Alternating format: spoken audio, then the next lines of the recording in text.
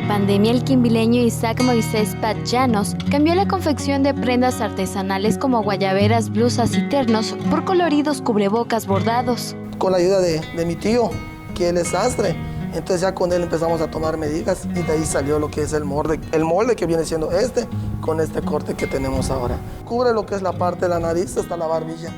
Entonces eso es un punto importante que nos habían señalado por ciertas personas, por ejemplo, algunos médicos con los que habíamos platicado.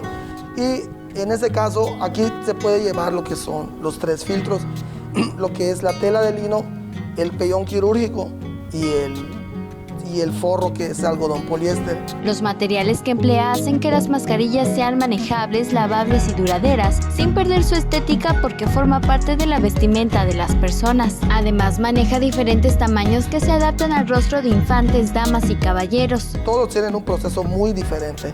Hay unos que nos pueden llevar corto tiempo de producción y hay otros que nos pueden llevar mayor tiempo de producción.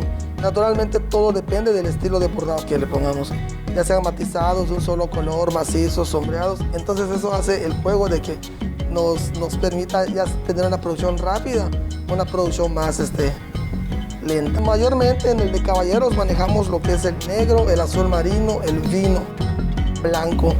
Y en el de dama, pues ahí no hay un color específico. El tiempo de vida de los cubrebocas oscila entre mes y medio, dependiendo de los cuidados del usuario. También elabora por encargo mascarillas especiales con un bolsillo interno para intercambiar el filtro protector. La creatividad de los artesanos quimbileños los ayuda a sobreponerse de la crisis causada por la pandemia. Incluso por sus redes sociales, los vistosos cubrebocas llegaron a Ciudad de México, Monterrey, Veracruz, Sonora, Tabasco y Estados Unidos. Con imágenes de Joaquín Martínez, Mayra Vences, Teleyucatán te informa.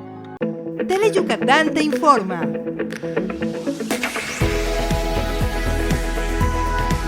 Lunes a viernes, 3 de la tarde. Síguenos.